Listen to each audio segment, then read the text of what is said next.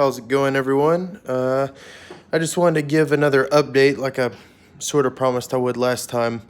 This will be all about the Lynx Tactical.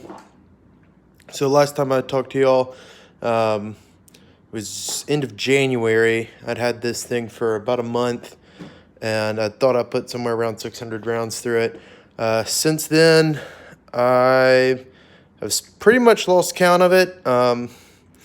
I've gone through, I know 2,000 ordered. This last 1,000 has been this Golden Tiger 124 grain. Before that, it was Wolf Military Classic 124 grain. And it ate it all up. I was very happy with the Wolf. And I tried out the Golden Tiger just because it's on sale on SG Ammo, see what it was all about. Saw some good reviews on it, and I like it even more, maybe a little bit of placebo effect, but anyways. So this thing, I've got a ton through it. 700, 2,000, I don't know, 3,500. I really can't give you a good guess, but somewhere around that. Guns held up completely fine. I mean, I have not treated it easy at all. I ran it through its paces. Yes, I safety checked this thing. I keep all my guns hot, and so I went ahead and unloaded it before starting it. Keep it loaded with this WBP magazine. I gave it a really shitty paint job myself, but I was just trying my hand at it, and it works completely fine. All right, so updates. I was ordering this piece when I made that review for a QD option. Do I recommend it? Well, I don't know. It's almost $40, and it's just a chunk of metal that is really overpriced, but it was the best option I had for QD at the time without going through a bunch of work, but I'm going to get to that in a minute as far as future options. I was also planning on getting a Surefire Scout Light and a lower handguard. Oh, and this is a different optic. Last time it was this Crossfire right here. So we'll start with the Crossfire and the Surefire at the same time because it feeds in. So this gun absolutely eats attachments, and the reason I say that is it has broke everything that I put on it, including the Surefire. The difference was how the companies reacted. Vortex shipped me this optic before I even sent that optic back in, and I'm sorry, Vortex, I promise I've forgot about it until just recently, and I'm going to get it to you. But that's how awesome Vortex is they just took my word for it. It's the same problem as last time. The illumination knob broke, and that one not as bad. It didn't come off on me, but it doesn't work anymore. And so they sent me this and just said, send it back when you can. So I still need to do that, and I appreciate Vortex for being so cool. Surefire, on the other hand, keep in mind that Crossfire costs like $150, right? This light is like, I got a deal on it and paid $216 shipped. And these are typically running $250. This is a Surefire dual fuel M600. So I shot with it during the day, you know, a little bit. I don't know how many rounds, 200 rounds, something like that. Just 1 or 2 outings, maybe, probably one. And I was really excited for my first night shoot. Went out to the night shoot, waited, got there in the evening, waited for the sun to go down. I wanted like the perfect, just pitch black. And anyways, went to shoot, hit my light, and this one works now. It's really dirty. But went to shoot, and the light just cut off on me. I mean, like, after the first shot, it just was done. So I was really, really pissed. Called Surefire. Surefire, of course, didn't think that it was their product's fault. They thought it was the battery it shipped with's fault. So they sent me another battery. Apparently, the battery that they said it shipped with was an old generation battery, and since then they've moved on to a slightly different battery, and they're shipping me that. So I was like, okay, well, that's cool. I'm glad that my $200 $230, whatever you pay for it's $216 light, isn't defective and can't take a little bit of concussion. So they sent me another light, or they sent me another battery. Put that battery in there. It was still dead. It was not going to work. Charged it. Everything was not going to work. So I called Surefire. I got to be honest, I was pretty disappointed talking to the dude. Just, I don't know, he wasn't enjoyable to talk to, just being honest. And I almost felt like I was arguing my case instead of them just listening. And I really felt like I was disservicing them. Like I felt like I was a burden calling them. And I'm sure they're busy, but it wasn't exactly welcoming. So he told me send the light to them, and they'd get it fixed and send it back. I said, okay. So I sent the light to them. 2 weeks passed by, and I call them. So keep in mind, it took a week for that battery to get to me. Then I shipped my light off, check in like a week and a half, 2 weeks later. And I should say a week later, to be fair. And I was like, hey, man, just wondering, like, want to go shooting again? I'd like to go shooting at night. Wondering when my $230 light is going to be back that's supposed to be bomb-proof. And he was like, well, are you LE? And I was like, no. And he goes, well, I mean, you sent it in a week ago, so it'll be standard time till it gets back to you. Just sort of like, I don't know, it's not our problem. I was like, well, how long is that going to be? And he's like, probably about 5 to 6 weeks. I was like, 5 to 6 weeks to get my light fixed that is an expensive light that's supposed to be bomb-proof, hasn't, been treated like it supposedly can be treated, and it's broken. And I was like, well, there's nothing I can do about it. So I sort of forgot about it. I was pissed off for 6 weeks, and it was 6 weeks. 6 weeks later, get my light back. They send you the cute little card that says it's been worked on by Surefire. Turn on the light, and it's still broken. I was like, you gotta be kidding me. Like, you literally inspected it, supposedly, put it back in this box with this card saying that you looked at it, and then I take it out of the box, it doesn't work. Called him again. I'm flaming at this point. Get a different guy who's really nice, and he apologized and said it was the battery, which I sort of called bullshit on because you said it was the battery the first time, and so you sent me a new updated battery, but apparently the updated battery is still the wrong battery. Well, he sent me the new battery, and this new battery has worked fine ever since. I also backed the light up just one Picatinny section back, which I'm sure makes a difference, but again, that's why I bought a Surefire, to take that difference. It didn't take the difference. So I got long-winded with that. But now I got the light going. I'm still a student, so I haven't gotten the money together to get the SLR rifle work slower, but I would like to do that. And I've been using this Spark 2. So this, and this is the biggest difference since the last time I checked in with y'all. Other than that, I just wanted to give an update on, and I got this sling that I was waiting for. It was in the mail from Blue Force Gear when I made that video. It's been great. No complaints about that. I will change this to QD when I get that SLR rifle works. It'll attach back here.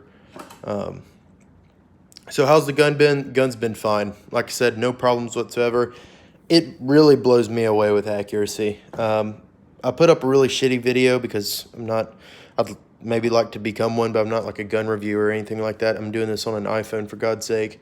But I posted this pretty horrible video a couple weeks ago, shooting in my buddy's field. I really don't know how far that target was. I'd guess 3, probably 3. I should have walked it off, but I found a new place we've been shooting, and we got it out to 380 yards, and we're getting hits with that. A little bit harder. Keep in mind, this is all happening with a red dot, a cheap red dot. It is a cheap red dot. Sorry if that hurts anyone's feelings. It is. But it's doable. Like this thing can get it done at distances that you'd probably pick up another rifle for, but it'll do it. It's damn accurate. Groups are good. I still haven't grouped in at 100 yards. I need to, I just haven't done it yet. But combat accuracy, I guess is what you'd call it, all day long. If you do your work, you're gonna hit what you're trying to hit, even at 380 yards. I've found a little bit harder at that distance. I've also started using a 36-yard zero. I read about it. I think it's like Savannah Arsenal online. And the holdover on the 36-yard zero is just awesome at range. So it's obviously flat out at 36. At 200, it's right on again, or I think it's like 196 yards. And then at 300 yards with a 2 MOA dot, you hold it 1 dot above, and so on and so forth. I'm probably butchering those numbers, but when you're going in the field, you're not thinking about all that, and you just use a little bit of common sense as far as your holdover. Again, within 200 yards, you're not holding it over, but it works excellent. I'd recommend Googling 36-yard AK red dot zero, and you should find it. Going forward, I'm wanting to get rid of this. I hate this brace, and it's not the brace itself that I hate so much as the attachment method. I've about stripped this thing out, constantly retightening this to get it to stay because it wants to wobble. It's pretty tight right now, and it'll shift back and forth. So I'm wanting to move on from this and get a more sturdy system. I have no plans of SBRing this thing. For a multitude of reasons, but I don't want to do that. So what I'm thinking I'm going to do is take this off. I'm going to get a Picatinny section attached to the rear trunnion. Not sure how I'm going to do it. I'm going to ask a gunsmith about it. I don't know if it'd be a well-done weld or what the best answer is. If I don't send it to like a local gunsmith, it might be like Meridian Defense. I'll ask them about it.